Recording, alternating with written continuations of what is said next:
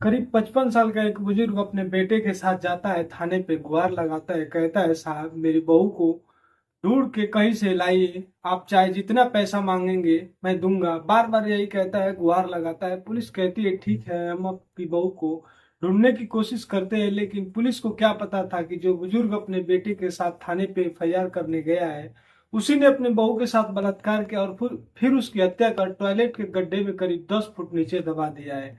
जब ये बात क्राइम ब्रांच पूरी दुनिया के सामने लाती है तो लोग दंग रह जाते हैं। आखिरकार किस पे विश्वास किया जाए। नमस्कार, मैं आकाश राजभर और आप देख रहे हैं DR News 9। जो जो आज की ये सच्ची घटना सुनाने जा रहा हूँ, सुनने के बाद आपके आंखें आंसुओं से भर जाएंगे। आप सोचने पे मजबूर हो जाएंगे कि क्या एक पिता ऐसी घटना को अंजाम दे सकता है। दरअसल ये घटना हरियाणा के फरीदाबाद की है, जहाँ भूप सिंह अपने परिवार के साथ रहता था। जिस जिनकी पत्नी का नाम सोनिया सिंह और बेटे का नाम अरुण सिंह राजपूत था, जिसकी एक छोटी बहन थी काजल सिंह। अरुण सिंह राजपूत की शादी तय होती है यूपी के सिकोहाबाद में तन्नू सिंह राजपूत के साथ, और ये शादी 21 जून 2023 को हो जाती है। जिसके अगले दिन 22 जून 2023 को तन्नू सिंह अपने घर घर फरीदाबाद कदम रखती है, ढेर सारे सपनों के साथ, ढेर सारी खुशियों के साथ। लेकिन यहाँ ऐसा कुछ नहीं होता है जिनको जिससे तन्नू खुश रहे। कभी सास ताने मारती थी तो कभी ननद ताने मारती थी दहेज के लिए। यहाँ तक कि ससुर को जी में आता था वही बोलता था। कहता है था कि अगर तुम्हें यहाँ रहना है तो तुम्हें अपने बाप से पैसे लाना होगा। तन्नू परेशान आ जाती है, आखिरकार करे तो क्या करे। एक दिन सुबह करीब 6 बजे तन्नू के मायके से फोन आता है और पता चलता है कि तन्नू के मम्मी का देहांत हो गया है। अब इधर तन्नू परेशान हो जाती है, तन्नू अपने मायके चले जाती है और करीब 2-3 महीने रहने के बाद फिर से ससुराल फरीदाबाद आती है। लेकिन फिर से वहां चालू हो जाता है दहेज के लिए मारपीट। एक दिन अचानक अरुण सिंह राजपूत और उसके पिता भूप सिंह दोनों अपने करीबी थाने पे जाते हैं, रिपोर्ट दर्ज कराते हैं। करीब 22 अप्रैल 2025 को अचानक घर से कहीं बहू चली जाती है, और एक दिन अचानक अरुण सिंह राजपूत और उसके पिता भूप सिंह दोनों अपने करीबी थाने पे जाते हैं रिपोर्ट दर्ज कराने। साहब मेरी बहू 22 अप्रैल 2025 को अचानक कहीं चली गई है, आप कैसे भी करके ढूंढिए। पुलिस को एक वीडियो भी दिखाता है, कहता है कि मेरी बहू रोज कहती थी, धमकी देती थी कि मैं घर छोड़ के कहीं चली जाऊंगी। इधर तन्नू की बड़ी बहन परेशान थी, कांटेक्ट करने की कोशिश कर रही थी। तन्नू के ससुराल भी पूछताछ करती है और वो भी जाके थाने में रिपोर्ट दर्ज करा देती है कि साहब मेरी तन्नू ऐसा नहीं कर सकती है, मैं इसको बचपन से जानती हूँ। अचानक एक दिन तन्नू के मायके दरवाजे पे एक पत्र मिलता है करीब 1-1.5 महीने बाद, जिसमें लिखा था कि पापा मुझे माफ करना, मैं अपने प्रेमी के साथ चली आई हूँ जो इंजीनियर है, मैं इसके साथ बहुत खुश हूँ। जिस पत्र में लिखा गया था, वो जो पत्र लिखा गया था वो पत्र टाइपिंग किया गया था। और ये पत्र लेकर उसकी बहन सीधे थाने जाती है, कहती है साहब मेरी बहन के नाम से ये पत्र आया है, लेकिन मुझे कुछ गड़बड़ लग रहा है, जरूर मेरी बहन के साथ कुछ गलत हुआ है, आप उसके ससुराल वालों को हिरासत में लीजिए। इधर बार बार ससुराल वाले भी दबाव बना रहे थे बहू को ढूंढने का। पुलिस परेशान थी, आखिर करे तो क्या करे।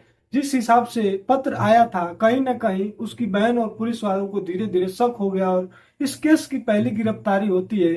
भूप सिंह उसके पिताजी को भूप सिंह को थाने लाया जाता है और सीधे सीधे कहता है साहब मैं तन्नू को मार दिया हूँ, क्योंकि मुझे दहेज चाहिए था, दहेज के पैसे चाहिए था, और तन्नू के पिता दहेज देने में असमर्थ थे, इसीलिए मैं उसको मार दिया। पुलिस को बड़ा झटका लगता है। लेकिन ये कहानी 20 जून 2025 को सुनाई जाती है। पुलिस पुलिस को भूप सिंह वही ले जाता है जहां कत्ल करके करीब 10 फुट नीचे गाड़ दिया था।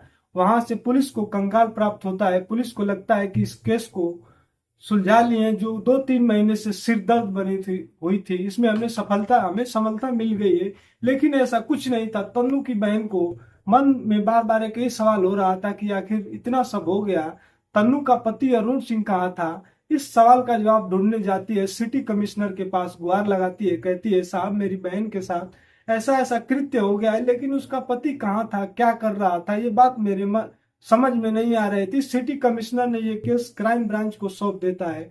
जब क्राइम ब्रांच अपने हिसाब से पूछताछ करती है अरुण के पिता से, तो सामने एक ऐसा सच आता है CDR लोकेशन की मदद से, जो इस घटना को सुनने के बाद आप दंग रह जाएंगे कि ये घटना एक पिता के द्वारा किया गया है। दरअसल ये हत्या पूरे परिवार की सोची समझी साजिश थी। इस घटना का प्लानिंग हुआ था 15 अप्रैल 2025 को, और 18 अप्रैल 2025 को अरुण की मां सोनिया सिंह चली जाती है यूपी के इटावा में शादी अटेंड करने। 20 अप्रैल को कुछ मजदूर बुलाकर घर के आगे एक सीवर के लिए गड्ढा खुदवाया जाता है, और 22 अप्रैल 2025 को भूप सिंह शाम को गन्ना का जूस लाता है, कहता है तन्नू तुम इसे पी लो। तन्नू पी लेती है और उसे चक्कर जैसा आने लगता है तो चली जाती है फर्स्ट फ्लोर पे सोने के लिए। इधर भूप सिंह अपनी बेटी और बेटा दोनों से कहता है कि जैसा तुमने नशीली दवा मिला के गन्ना का जूस दिया था वो काम कर गई है। अपनी बेटी को काजल को कहता है कि तुम गेट पे जाके खड़ी रहो,